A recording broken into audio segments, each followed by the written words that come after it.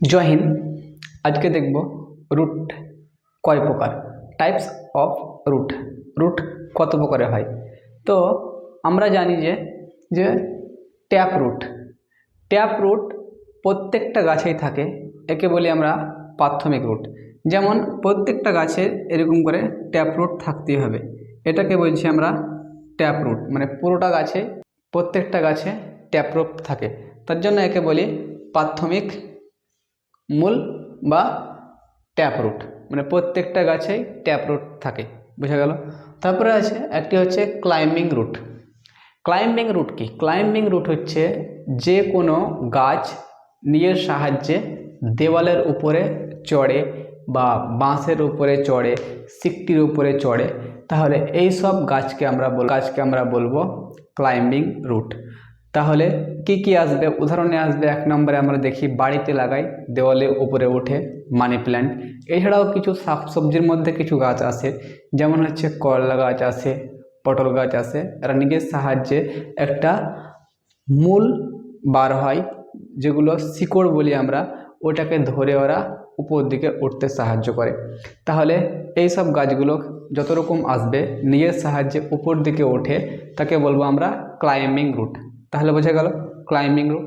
তারপরে আসবে হচ্ছে প্যারাসাইট। প্যারাসাইট হচ্ছে কি, মানে এ নিজের মানে নিজের কোনো এর ক্ষমতা নেই, অন্য গাছের উপরে চড়ে বসে থাকবে। মানে যেমন হচ্ছে ক্যাসকোটা। ক্যাসকোটা কি করবে? মানে একে পরজীব বলা হয়। ক্যাসকোটাকে বলা হয় পরজীব, মানে অন্য গাছের ভরসায় ও থাকে, আর নিজের কোনো সেরকম কোনো ক্ষমতা নাই। ক্ষমতা না থাকার কারণে ওকে পরজীব বলা হয়। তা পরজীব কি আসবে? পরজীবী। পরজীবী মানে অন্যর ভরসায় থাকে, সেরকম উদাহরণ হচ্ছে ক্যাসকোটা। ক্যাসকোটা গাছের নিজের কোনো ক্ষমতা নয়, অন্য গাছের ওপরে থাকে, ওই গাছেরই ডাল পালা থেকে কিছু শোষণ করে এবং ওই গাছটা আস্তে আস্তে আস্তে পাতাগুলো সব ঝরিয়ে পড়ে যায় ও নিজের কবজা করে নেয়। তাহলে কাসকোটা বুঝতে পারলাম। তাহলে কাসকোটা। তারপরে হচ্ছে ইপিফাইট।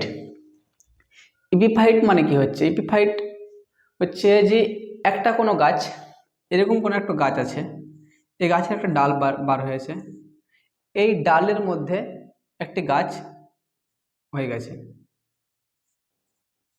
এই ডালের মধ্যে একটি গাছ হয়ে গেছে। কিন্তু ইপিফাইটে যে গাছটা আসবে আর্কিডিক, সে কিন্তু এই গাছ থেকে কোনো রকম জল শোষণ করে না, কোনো রকম জল শোষণ করে না বা খাবারও নেয় না ওই গাছ থেকে। এই গাছ নিজে থেকেই নিজের খাবার তৈরি করে, হাওয়ার মাধ্যমে, জলের মাধ্যমে, বৃষ্টির জলের মাধ্যমে ও নিজের খাবার নিজে তৈরি করতে লাগে। একটি প্রক্রিয়া হয় বেলামেন প্রক্রিয়ার দ্বারাই ও নিজের খাবার নিজে তৈরি করতে পারে। তাহলে একে বলা হয় পরাশ্রয়ী, মানে অন্যের আশ্রয় থাকে। পরজীব লয়, মানে এরা নিজে থেকে নিজে খাবার তৈরি করতে পারে না, এরা খাবার সব চুরি করে খেয়ে নেয়, কিন্তু এই নিজের খাবার নিজে থেকে তৈরি করতে পারে। তাহলে সেটাকে বলবো আমরা ইপিফাইট। তাহলে ইপিফাইট বলতে পারলাম। এফাইট কি মানে হচ্ছে অন্যর গাছে, অন্য একটা গাছে গিয়ে গাছ বড় হয়ে গেছে, কিন্তু ওই গাছ থেকে কিছু নয়, ওর নিজস্ব মূল আছে, নিজস্ব সব কিছু আছে, কিন্তু নিজের খাবার নিজে তৈরি করে একটা বেলামেন প্রক্রিয়ার দ্বারা। তারপরে আসবে যেমন হচ্ছে অ্যাডভেন্টিয়াস। অ্যাডভেন্টিয়াস দুই ধরনের হয়, একটি আছে 90 ডিগ্রি মানে সোজাসুজি গাছের মূল, আরেকটি হচ্ছে টেढ़া এরকম মূল। তাহলে সোজাসুজি 90 ডিগ্রি অ্যাঙ্গেলে আসবে, যেমন হচ্ছে বট গাছ। বট গাছ, যেমন এটা একটা বট গাছ, আমি একটা বড় বট গাছ তৈরি করি, একটা বট গাছ, এই বট গাছ থেকে কিছু লম্বা লম্বা এরকম করে পড়ে, শিকড় নিচে মাটির দিকে থাকে। কারণ এত বড় গাছ, এই গাছকে নিজের ভার রক্ষার জন্য একে এক্সট্রা একটা করে বা দুটো করে, যাই হোক গাছ অনুযায়ী ওর মূল বার হয় এবং মাটিতে ঠেকে যায়। এই মাটিতে ঠেকে যাওয়ার পর গাছের সঙ্গে একবার লম্বা হয়ে একটা শিকড় বেঁধে দেয়, সেই শিকড়টাকে সেটাকে বলছি আমরা অ্যাডভেন্টিনিয়াস। অ্যাডভেঞ্চার থেকে অ্যাডভেন্টেনিয়াসে গেছে।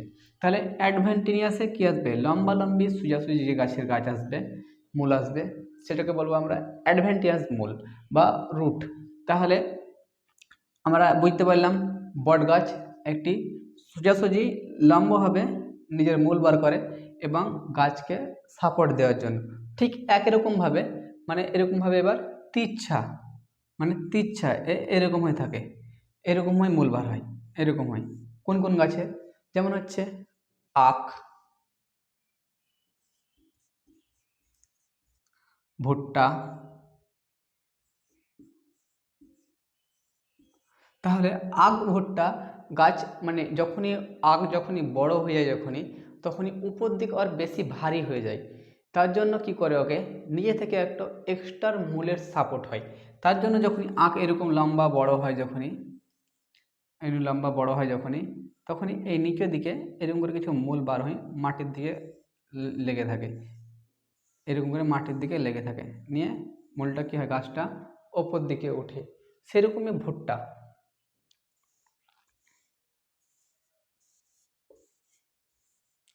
যখনই ভুট্টা ধরতে শুরু করে তখনই এই নিচে থেকে কিছু মূল এরকম এরকম করে লেগে থাকে, যেমন গাছটা পড়ে না যায় ফল ভারী হওয়ার কারণে।